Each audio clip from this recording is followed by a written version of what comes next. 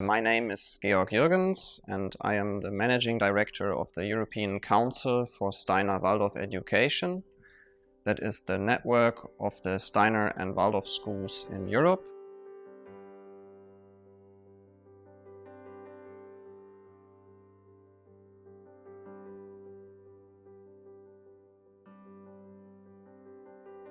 If you look at education across Europe, what you rarely find is a holistic curriculum that is really tailored to the developmental needs of children and respects the different phases of child development. Our schools are known for offering a holistic educational approach, and most of these schools offer both primary and secondary education.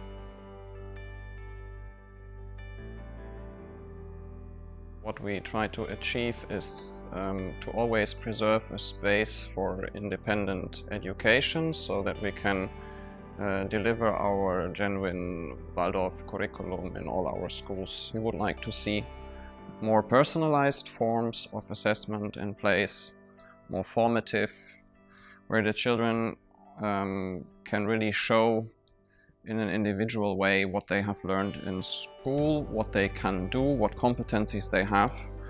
And we are working on that theme across Europe by exchanging good practices, but also by trying to raise awareness among policymakers and lobbying for amendments to Parliament reports.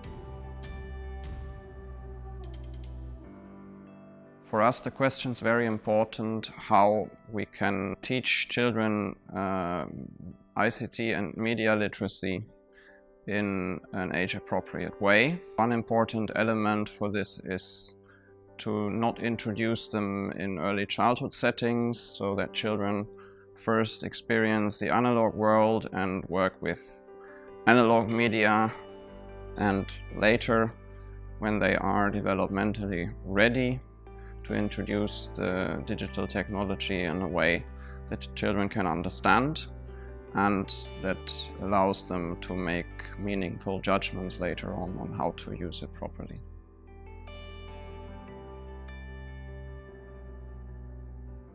There is this idea that you have an indirect media education and a direct media education, and the indirect media education is about preparing children for the later use of media through developing their motor skills, through developing their language skills and so on, so that they have a rich experience of the world that later gives them a big reference framework when working with media and also when expressing themselves through media. The direct media education, that's something that sets in a bit later. That's the actual use with media, and again that can be analog and digital, so we can talk about working with books, with images in a practical way, and then later introducing the computer to see how you can work, for example, with images and text and sound and videos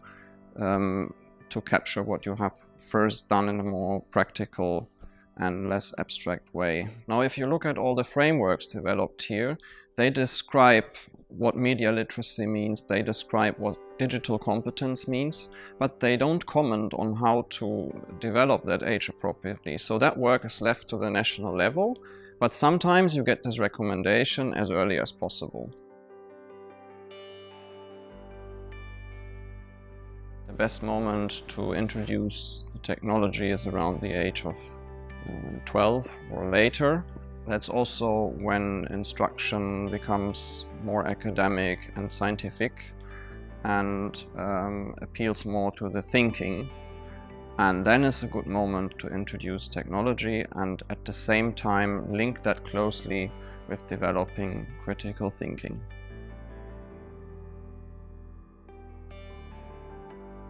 At the EU level, we have lobbied a lot for getting our ideas into parliamentary resolutions.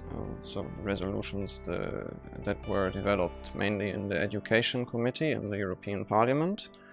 Here we got references to the idea of an age-appropriate and development-oriented media education into a few key texts. In the beginning, these texts were more enthusiastic about the use of digital technology and not so nuanced, and now they take up many ideas like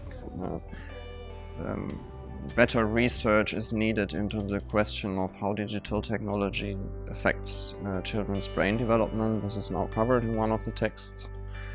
Another important thing we got into these texts is the question of freedom in education. So they now make comments on school funding that encourage to also properly fund independent non-profit schools, which would help us in many countries.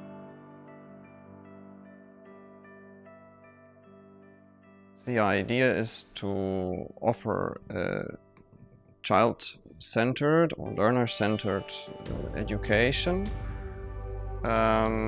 It's very important that this dialogue exists, and it's very important that the teachers have freedom with regards to the methods they use in the classroom, so that it's not prescribed what they are doing, but that they can look at the children and see what is needed at the moment to best support them in their development. For that reason, you need the school autonomy and the pedagogical freedom.